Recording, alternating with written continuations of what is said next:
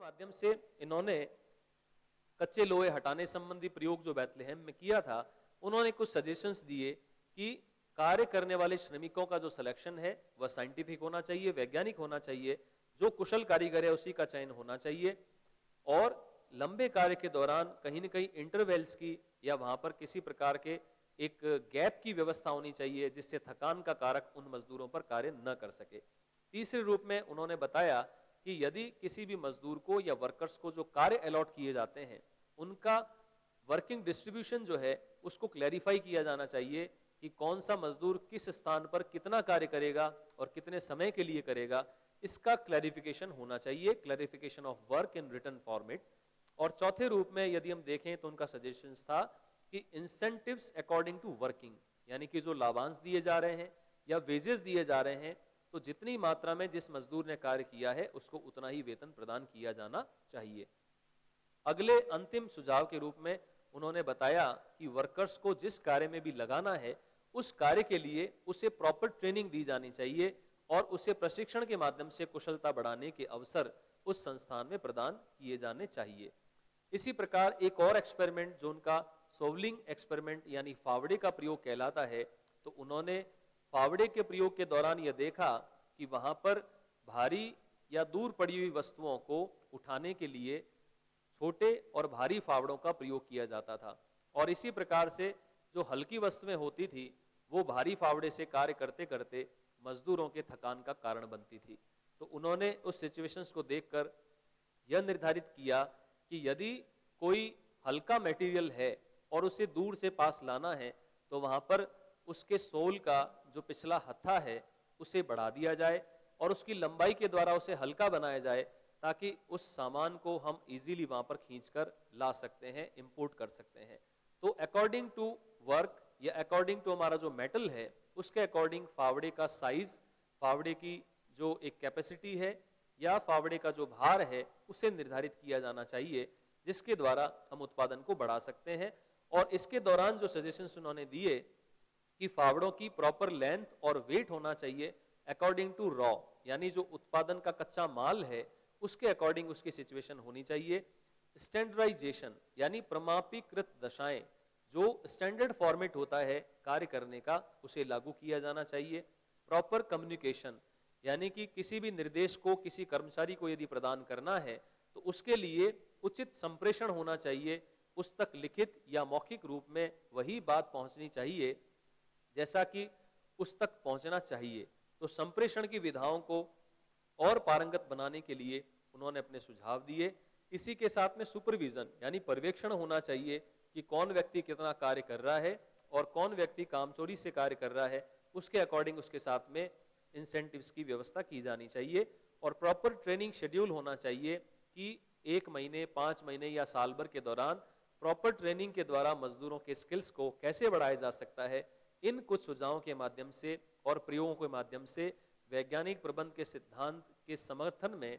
Taylor ने कुछ ऐसी बातें रखी जो हमारे सामने वैज्ञानिक प्रबंधन के सिद्धांत के रूप में आती हैं। उसके जो बेसिक प्रिंसिपल थे, मुख्य सिद्धांत जो मूल रूप से हम इन्हें ऐसे समझ सकते हैं, reduce the role of thumb, यानी कि अंगूठे के शासन के स्थान पर वहां पर वैज्ञानिक प्रबंधन को जन्म दिया जाना चाहिए। अर्थात कि कोई भी किसी भी प्रकार से सोचकर या जितना उसकी सामर्थ्य है उतना काम कर ले, ऐसा न होकर वहां पर प्रमापीकृत दशाओं का निर्माण किया जाना चाहिए। पहले सर्वे होना चाहिए, कितना वहां पर कंजप्शन हो सकता है, कितना किसी चीज के लिए वहां रिक्वायरमेंट है और किस प्रकार से कार्य किया जा सकता है, इसके लिए पूर्व योजनाएं बनाई जानी चाहिए। अर्थात केवल अपनी बुद्धिमत्ता से या व्यक्तिगत निर्णय नहीं लेकर सामूहिक रूप से निर्णय लेना और वैज्ञानिक तरीके से विधि से निर्णय लेना, यह उनकी पहली प्रिंसिपल थी। सेकंड रूप में उन्होंने बताया कि किसी भी संस्थान में यदि आपसी कलह या संघर्ष पाया जाता है तो निश्चित रूप से वह कुल उत्पादन पर नकारात्मक प्रभाव डालता है। इसलिए उनका कथन था कि किसी भी संस्थान में परस्पर सौहार्द का माहौल होना चाहिए, न कि परस्पर संघर्ष का। तो संघर्ष के शमन के लिए हर प्रशासन को निरंतर कार्यरत रहना चाहिए। तीसरे रूप में उन्होंने बताया कॉपरेशन रादर देन इंडिविजुअलिज्म, यानी कि एक व्यक्तिवाद के स्थान पर कि एक व्यक्ति का ही निर्णय किसी संगठन में चलता है और उसके अनुसार जो वो तानाशाही रूप से अपने निर्णय लेता है, उसके स्थान पर संगठन में सामूहिक निर्णय लिए जाने चाहिए और परस्पर समन्वय के साथ में कार्य किया जाना चाहिए। अगले रूप में उन्होंने बताया मैक्सिमम आउटपुट, कि यदि किसी संस्थान में आप अपना इनपुट लगाते हैं, अपना संसाधन लगाते हैं, चाहे वो मानवीय हो, भौतिक हो, पूंजी हो, उन सब के माध्यम से कितना वहां पर आउटपुट आ रहा है, उस उत्पादन को किस प्रकार से ज्यादा बढ़ाया जा सकता है, इस पर गौर करना भी बहुत आवश्यक है। अन्यथा हमारे संसाधन सभी जो है वो सीमित रूप से या असीमित रूप से गलत कार्यों में यूज होने लग जाएंगे। अगले रूप में यदि हम देखें कि greatest development and efficiency of worker, यानी कि कार्य करने वाले जो मजदूर हैं, अधीनस्थ हैं, उनकी कुशलताओं को या उनके विकास के लिए क्या क्या प्रबंध किए जा सकते हैं। जैसा कि शैक्षिक संस्थाओं में यदि हम देखें तो वहां पर कार्य करने वाले जो लेक्चरर्स हैं, प्रोफेसर्स हैं, उनको अपने उत्थान के लिए कितना अवसर दिया जा रहा है, प्रकाशन के लिए उनको कितना समय दिया जा रहा है, कितना उनको सेमिनार, सिंपोजियम और अलग अलग प्रकार के कार्यक्रमों में जुड़ने के लिए अवसर दिया जा रहा है। तो जितना विकास उस पर्टिकुलर एक व्यक्ति का होता है वह निश्चित रूप से एक संगठन का ही विकास कहलाता है। तो एक कर्मचारी को या कार्य करने वाले मजदूर को अधिकतम कार्य और विकास के लिए वहां पर अवसर प्रदान किए जाने चाहिए। इसी रूप में यदि हम देखें कि उन्होंने जो अलग अलग मेथड्स जो हमारे सामने रखे, उसके लिए उन्होंने कौन कौन सी टेक्निक्स को या प्रविधियों को अपनाया था, उस पर यदि हम गौर करते हैं तो 3 प्रकार की प्रविधियों को हम निश्चित रूप से देख सकते हैं। जिसमें एक टाइम स्टडी, यानी कि उन्होंने इस बात पर जोर दिया कि समय का अध्ययन होना चाहिए, क्योंकि time is money, time is very precious for anything else. इसलिए समय के अकॉर्डिंग कोई व्यक्ति निर्धारित समय पर कार्य करता है या नहीं करता है, निर्धारित समय पर कार्य नहीं करने में उसे कौन कौन सी समस्याओं का सामना करना पड़ता है और किस कार्य के लिए ज्यादा समय लगता है लेकिन उसे कम दिया जाता है। ऐसे समय से संबंधित विभिन्न प्रकार के प्रकरण जो है उनका अध्ययन आपकी संस्थान में या संगठन में होना चाहिए। इसी रूप में अगला जो स्टडी है उन्होंने मोशन स्टडी पर यानी गति के अध्ययन पर बल दिया कि कौन कर्मचारी या अधीनस्थ कितनी गति से, कितना कुशलता से कार्य करता है और कौन कम गति से या विभिन्न बाधाओं के द्वारा यदि उसकी गति कम हो रही है तो उसे बढ़ाने के लिए हम क्या कर सकते हैं। तो उसने गति अध्ययन पर विशेष बल दिया। और तीसरा थकान अध्ययन, यानी लंबे लंबे कार्य या बहुत अधिक देर तक लगातार कार्य करने से किसी मजदूर को या अधीनस्थ को किस प्रकार से थकान आ सकती है और प्रॉपर इंटरवल के द्वारा कैसे उसे रिफ्रेश किया जा सकता है। इन सारे अध्ययनों के द्वारा यानी कि समय, गति और थकान के माध्यम से उन्होंने अपने सिद्धांतों का प्रतिपादन किया। और अंतिम रूप से यदि हम देखें टेलर के योगदान की बात, कि उन्होंने अलग अलग तरीके से जो सिद्धांत के प्रतिपादन किए तो उसके माध्यम से उन्होंने कैसे हमें शैक्षिक प्रबंधन और प्रशासन में क्या योगदान दिया। तो सबसे पहला जो उनका योगदान क्लैरिफिकेशन ऑफ टास्क, यानी कि जो बांटे जाने वाले कार्य हैं या किसी प्रकार के जो अलग अलग विभिन्न कार्य दशाएं हैं उनका क्लैरिफिकेशन होना चाहिए। वह बिल्कुल स्पष्ट होनी चाहिए कि कर्मचारी को किस स्थान पर कितनी देर के लिए और कौन सा कार्य करना है, इसके लिए पहले से उसकी निर्धारित दशाएं हो जानी चाहिए जिससे उसे पता रहे कि उसे क्या कार्य करना है, कितना कार्य करना है। दूसरा उन्होंने जो योगदान दिया, उन्होंने स्टैंडर्ड वर्क कंडीशन यानी कि कार्य करने के लिए जो दशाएं होती है उनको पूरी तरह प्रमापित होना चाहिए। अर्थात यदि आप विद्यार्थी के विकास के लिए स्मार्ट क्लासेस की बात करते हैं तो वहां पर आपको कंप्यूटर, एलसीडी प्रोजेक्टर और विभिन्न प्रकार के जो संसाधन है उनकी व्यवस्था करनी होगी, तभी हम उस विकास को कर पाएंगे। तो प्रमापीकृत कार्य दशाएं होगी तभी हमारा उत्पादन श्रेष्ठ बन सकेगा, ऐसा मानना था ट्रेलर का।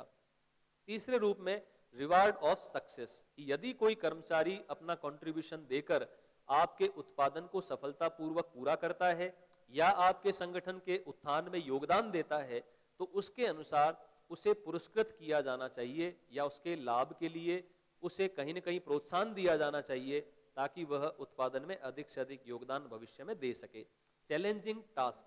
कि वहां पर इस प्रकार के कार्य किसी कर्मचारी को दिए जाने चाहिए जो उसके लिए चुनौतीपूर्ण है,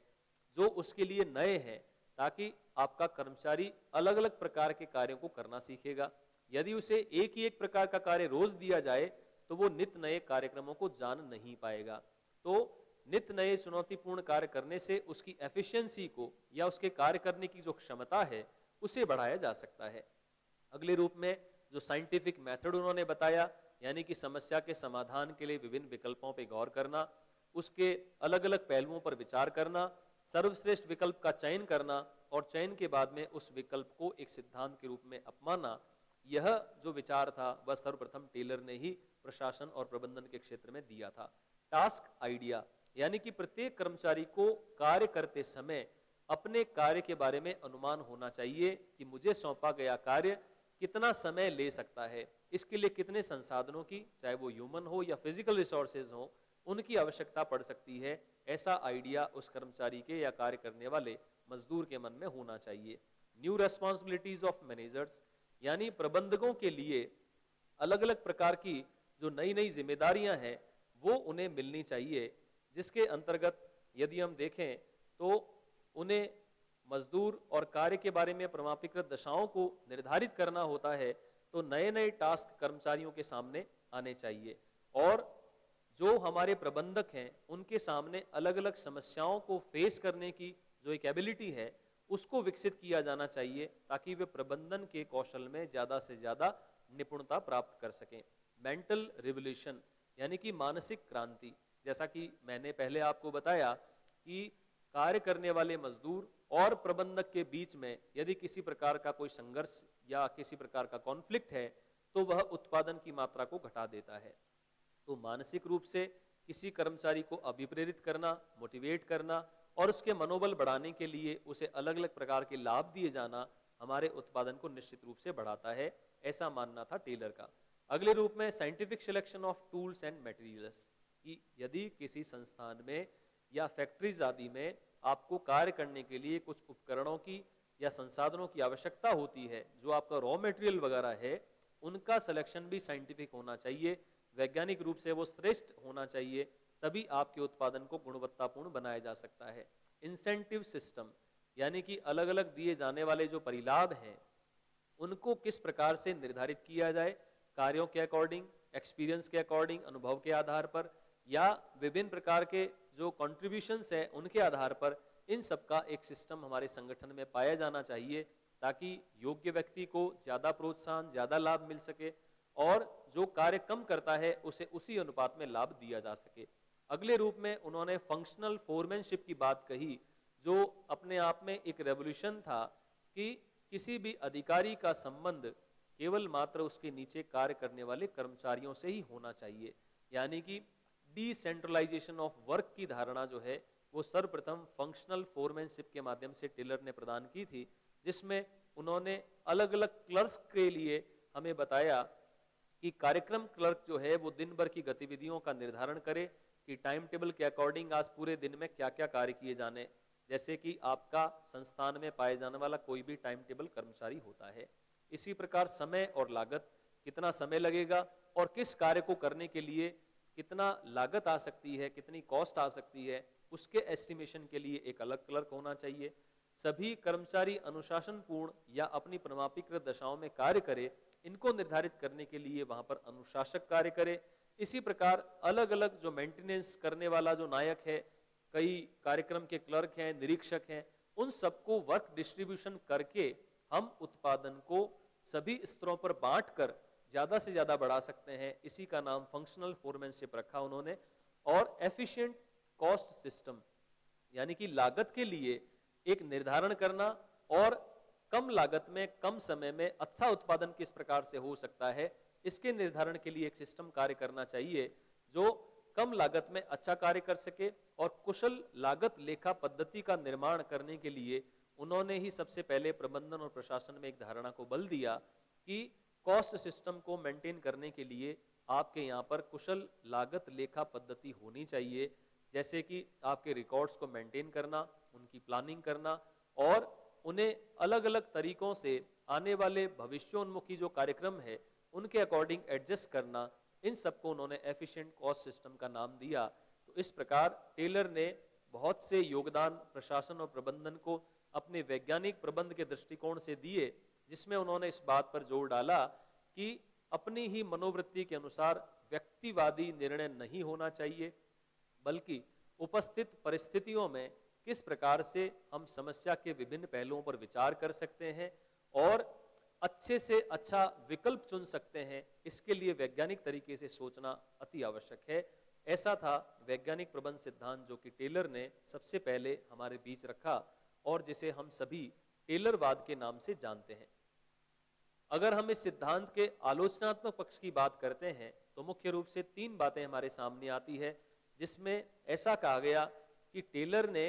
केवल मानव को उत्पादन करने वाली मशीन ही मान लिया और उसके मानवीय, सामाजिक और बायोलॉजिकल जो जैविकीय फैक्टर्स थे, यानी थकान इत्यादि है, उसकी मनोवृत्ति है, कार्य करने में उसकी रुचि है, इन सभी बातों पर उन्होंने बल नहीं दिया। उनका मानना था कि केवल और केवल उत्पादन बढ़ना चाहिए। इसलिए वहां पर मानववादी जो संगठन है उन्होंने इस प्रबंध सिद्धांत का विरोध करते हुए कहा कि मानववादी जो विचारधारा है उस पर टेलर ने बिल्कुल भी अपने सिद्धांतों में ध्यान नहीं दिया है। दूसरे रूप में यदि हम देखते हैं तो उन्होंने ज्यादा से ज्यादा जो अपना बल दिया वह था आर्थिक प्रोत्साहन पर, यानी इकोनॉमिकल या फाइनेंशियल इंसेंटिव पर दिया। अनार्थिक रूप से जो व्यक्ति की कुछ साइकोलॉजिकल नीड्स होती हैं, सम्मान है, विभिन्न प्रकार के पदों पर प्रोन्नति है, इन सब के लिए उनका सोचना कम हो पाया। तीसरे रूप में यदि हम देखें तो उन्होंने सामाजिक और मनोवैज्ञानिक कारक जो कि एक ह्यूमन बीइंग के साथ में जुड़े होते हैं, एक मानव के साथ जुड़े होते हैं और उसके संपूर्ण उत्पादन पर अपना प्रभाव डालते हैं, इस पर इन्होंने बिल्कुल ध्यान नहीं दिया। इस प्रकार से हम टेलर की आलोचनात्मक पृष्ठभूमि को देख सकते हैं, जिसके विरोध में अगले रूप में ह्यूमन रिलेशन फैक्टर जो अलग सिद्धांत था सेकंड अप्रोच में, वह जन्म हुआ, जिसमें मानवीय संबंधों पर बल देते हुए एक नया संप्रदाय जन्म लिया। इसी रूप में यदि हम बात करते हैं हेनरी फेयोल की, तो हेनरी फेयोल ने मुख्य रूप से प्रशासन के कुछ अंग बताए, जिसमें सबसे पहले इनमें कुछ कारक ऐसे भी हैं जिनको हम पहले डिस्कस कर चुके हैं, जिसमें सर्वप्रथम था प्लानिंग, यानी किसी कार्य का पूर्ण रूप से योजनाबद्ध तरीके से कार्य हम किस प्रकार कर सकते हैं, उसके लिए प्लानिंग आवश्यक है। ऑर्गेनाइजेशन, यानी विभिन्न क्रियाओं की किस प्रकार संगठित तरीके से क्रियान्विति की जा सकती है, उसे हम ऑर्गेनाइजेशन का नाम देते हैं। क्रियाओं का संगठन या उनका समन्वित रूप से उपयोग करना कह सकते हैं। और अगले रूप में उन्होंने बताया नियंत्रण, कि किसी भी कार्य को कितने रूप में किया जाना है, कैसा किया जाना है, इसे नियंत्रित करने के लिए एक व्यवस्था होनी चाहिए और जितना निर्धारित कार्य है और जिस रूप में होना है उसी रूप में हो, ऐसी व्यवस्था हमारे प्रशासनिक संगठन में पाई जानी वाली चाहिए, जिसे हम नियंत्रण के नाम से जानते हैं। कमांड, यानी एक प्रकार का आदेश देना, कोई अधिकृति आपका सबऑर्डिनेट है, उसे अधिकारी किस प्रकार से आदेश देकर अलग अलग कार्य करवा सकता है, तो आदेश की एकता का एक सिद्धांत भी हेनरी फेयोल के द्वारा घटक बताया गया। और अगले रूप में कोऑर्डिनेशन, अलग अलग कर्मचारी किसी संगठन में पाए जाते हैं, अलग अलग मत मतांतर के लोग पाए जाते हैं, उन्हें एक दूसरे के साथ में कोऑर्डिनेट कैसे किया जाए, किस प्रकार से उनका संचालन एक रूपता से किया जाए, इंटीग्रेटेड फॉर्म में किया जाए, ताकि विवादों और संघर्षों को कम कर हम अधिकतम उत्पादन को बढ़ा सकें। इसके लिए कोऑर्डिनेशन या समन्वय पर उन्होंने बल दिया। अगले रूप में कंट्रोल, जो कि पूर्व में आपको बताया जा चुका है, और इसके अलावा जो 14 सिद्धांत हेनरी फेयोल ने दिए उसका मैं आपको अगली यूनिट में आगे बताऊंगा। इसी रूप में यदि हम बात करते हैं रसेल टी ग्रेस की, तो उन्होंने जो अलग अलग सिद्धांत दिए और जो प्रशासन की प्रक्रिया में अलग अलग जो बिंदु बताए, उनके आधार पर हम देखें तो सबसे पहला उन्होंने बल दिया डिसीजन मेकिंग पर, यानी कि निर्णय लेना। उन्होंने यहाँ तक भी बताया कि प्रशासन कुछ भी नहीं, केवल निर्णय की प्रक्रिया है, क्योंकि किसी भी प्रशासनिक अधिकारी का एक सही निर्णय पूरे संस्थान के उत्थान के लिए मील का पत्थर साबित हो सकता है और एक किया गया गलत निर्णय पूरे संस्थान की अवनति के लिए भी जिम्मेदार हो सकता है। तो इसलिए निर्णय प्रक्रिया को हम किस प्रकार से अच्छा बना सकते हैं, हमारे निर्णय किस प्रकार प्रभावशाली हो सकते हैं, इस बात पर रसेल टी ग्रेस ने अपने निर्णय निर्माण के इस पॉइंट के द्वारा बल दिया। प्लानिंग, ऑर्गेनाइजेशन, कोऑर्डिनेशन, इन सब की हम पूर्व में चर्चा कर चुके हैं। अगली जो बात इन्होंने जो मुख्य रूप से बताई वो था कम्युनिकेशन, यानी कि संप्रेषण।